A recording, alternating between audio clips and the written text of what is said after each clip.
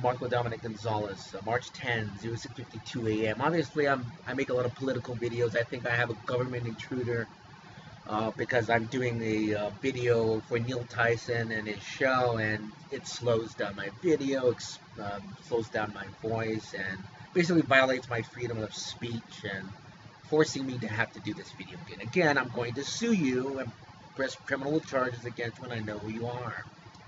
But I'm gonna do this again. So I'm gonna give a shout out. Yesterday's show on Fox, Cosmos,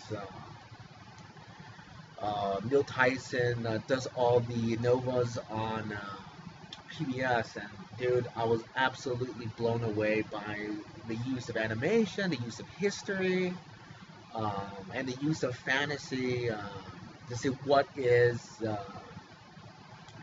what's really going on, dude. You know what I mean?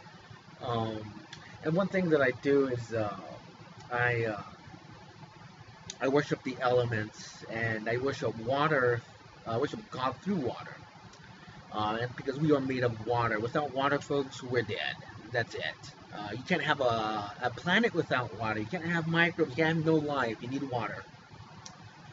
Um, so when they're doing the bubbles and I go through this every single day, and anytime I've boiled water, even since a little boy, I study the bonding of a bubble to another bubble. That's like a universe. And what he's talking about in multi-universes is exactly the way to look at it. That they bond and separate and bond and separate. We can't prove this because can't get out of this one yet, but that's what happens. But that they're thinking that way, and that is, you're on the right track. Unfortunately, our solar system's on the edge of the Milky Way, but all the galaxies in the universe, there's no way you can prove that.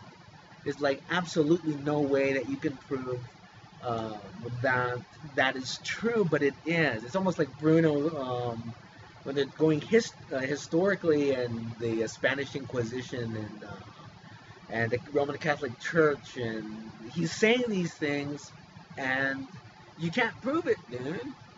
But it's true, and I don't know how they could prove that we're in a sphere, meaning the universe is in a sphere and is bonded to other spheres that separate and come back together again. I don't know how sophistication could prove that right now. But anyway, I want to give a shout out to President Obama's my brother's keeper, because it's like Neil was saying, he was 17 years old, he's a Bronx kid, and Carl Sagan, for a day, took the time to talk to him and to give him a book and mentor him and encourage him. Without that, man, even what would have happened to Neil? Because Neil's great. He simplifies information and makes it interesting. I love watching those PBSs with him, man, because I'm like, dude, I can tell he loves science and he loves astrophysics. Let me see. Hold on, they're gonna turn this off. So without that encouragement, would he be in Rikers Island again? And here's a shout out to there was an HBO documentary on Rikers Island and the kids going in and out of Rikers Island, dude. And watch that documentary, man. But you get the idea. That, my brother's keeper, is not philanthropy. It's a bill. We need a bill to help kids. The next Neil Tyson, who's he gonna be, dude? He's in those neighborhoods right now. The next great astrophysicist that encourages people to dream and expand your mind, dude. So with that, I guess I'm gonna give a shout out to Mr. Selfridge on the next video, I guess, because they were cutting me off when I was talking about PBS. So I'm going to do another video for Mr. Selfridge. But what else do I want to say on this one? Bubbles, sphere, expand, come together. Expand, come together. Multi-universe, that's the way to think about it.